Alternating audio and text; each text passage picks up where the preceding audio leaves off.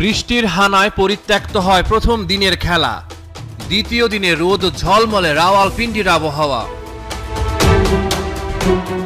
Toss জিতে ফিল্ডিংয়ে টাইগাররা।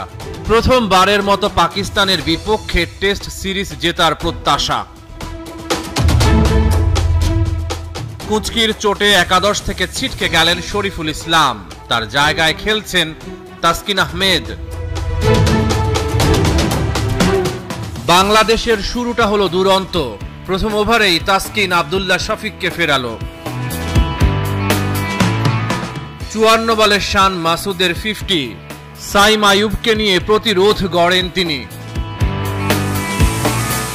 প্রথম সেশনে বাংলাদেশ পায়নি আর কোনো সাফল্য।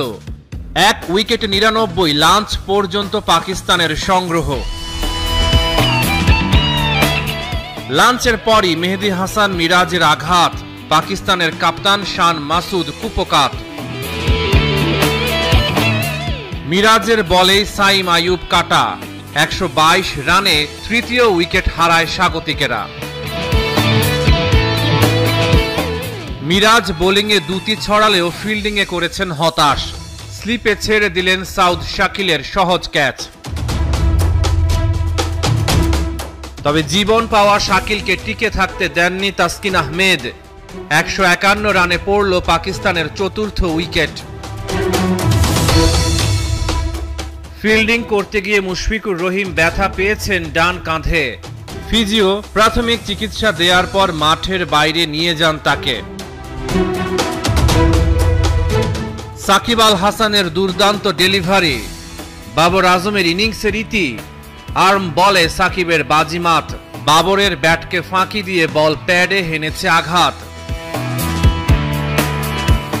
দ্বিতীয় সেশনে বাংলাদেশ আপার হ্যান্ডে 30 ওভারে 84 রান দিয়ে 4 উইকেট তুলে নিয়েছে। রিজওয়ানের উইকেট শিকার করেন নাহিদ রানা। 29 রান করে পাকিস্তানি তারকার ফেরা। শেষ বিকেলে ভয়ঙ্কর হয়ে ওঠেন মিরাজ। দ্বিতীয় টেস্টে ওর রাজ। খুররাম শাহজাদ আর মোহাম্মদ আলী দুইজনকেই ফেরান তিনি। শেষ পর্যন্ত 274 রানে গুটিয়ে যায় পাকিস্তান। 61 রান খরচায় 5 উইকেট নেন মিরাজ।